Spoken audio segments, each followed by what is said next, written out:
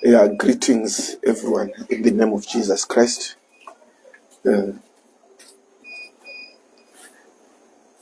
I just want to take this time to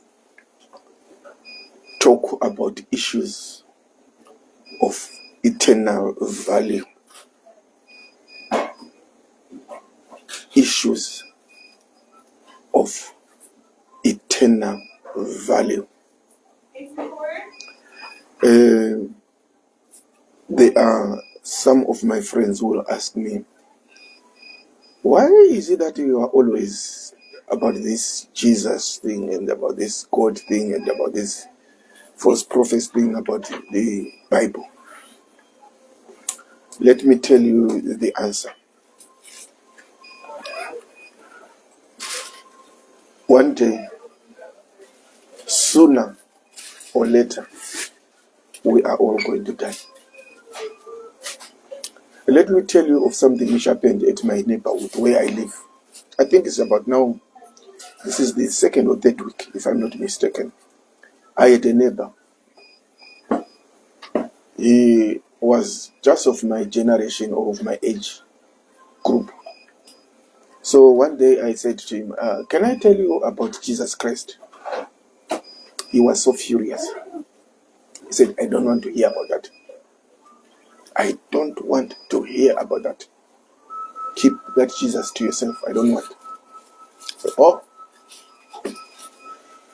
I could talk to him. Hello. We would meet at the shops, meet in the streets. And he didn't want to hear anything about Jesus. And then some 2 weeks, if not 3 weeks, around maybe the beginning of this month of September, we had noise outside. It was like doors being banged, when people are using force to enter into a house. And then I was saying, my wife was not in and my children were not in. And then I phoned my wife. I said, there is noise outside and it seems they're breaking someone's door. And then I thought, who could it be? And then I peeped through and then I saw it was the police and the ambulance. I didn't know what was happening. And then I just went to work. And then I just forgot about the incident. I just totally forgot about it. It never even ran into my mind that, what were the police doing in the morning when I left? And then, after, I think it was 3 days ago, I was talking to my wife. I said, I saw in that house where our neighbor is, they are taking off everything outside the house. What is happening? And then my wife said, that gentleman passed away. He died. He had a heart attack. He was taken to hospital and he couldn't be revived. Somebody I had lived with for more than 14 years. Every day you meet him, he's gone.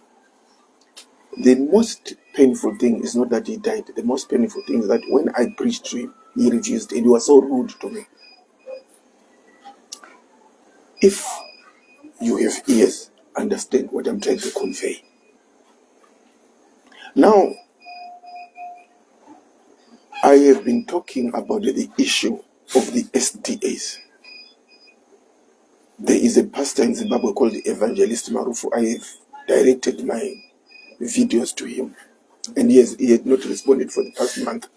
And finally he responded. But when he responded, he was not honest with the people of God.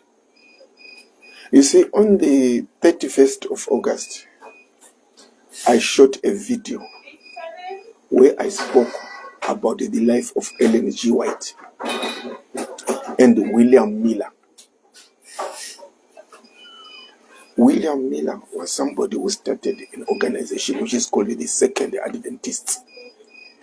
It was not tagged the Second Adventists. It was called Baptist Church. But the followers of William Miller said, we are waiting for the Second Adventist of Jesus Christ, meaning we are waiting for the second return of Jesus. So they were called the Second Adventist. the followers of William Miller from 1840 to 1849. So now, when I shot my video on the 31st of August 2024, I made a mistake in that I said 1943 instead of 1843. So when I discovered upon loading that video that I said 1943, I went down on that video. If you go to my video on the 31st of August, I said correction, correction, correction, people of God. I made a slip of the tongue. Instead of 1943, I wanted to say 1843. That was just a slip of the tongue. What does Brother Evangelist Marufu do? He takes that clip. Says Howard said, William Miller prophesied in 1943. He was lying. You know, the funny thing about it is that I've made about 4 or 5 videos where I've addressed Evangelist Marufu and the co-producer of that program in their podcast under the SDA Bellevue Church. So now, when I tried to reach for them the past month, they didn't respond. I would do videos and I would call them, no response. So finally, he responded 2 days ago. And the way he responded, he says, we are going to respond in connection with your videos. And what was the response? He goes to my video, he says, William Miller prophesied in 1943. It's a lie. It was in 1843. And I admitted that. Now, I still stand on my point that William Miller was a false prophet. In 1843, not 1943, as my slip of the tongue said, 1843, he prophesied that the world was coming to an end, Jesus was coming back. He did not come back. It was a lie. He said, I made a mistake. It was 1844. It was a lie. 1845. It was a lie. Now, Brother Marufu, let me make a disclaimer on 2 things. One, I respect you. And when I spoke to you for the first time 2 days ago, I felt a genuine man who wants the truth. And may you maintain that stance. But may you respond to all the videos I've done. Some of them, they are more than an hour long, where I was talking about the scripture only and how lost the SDA church is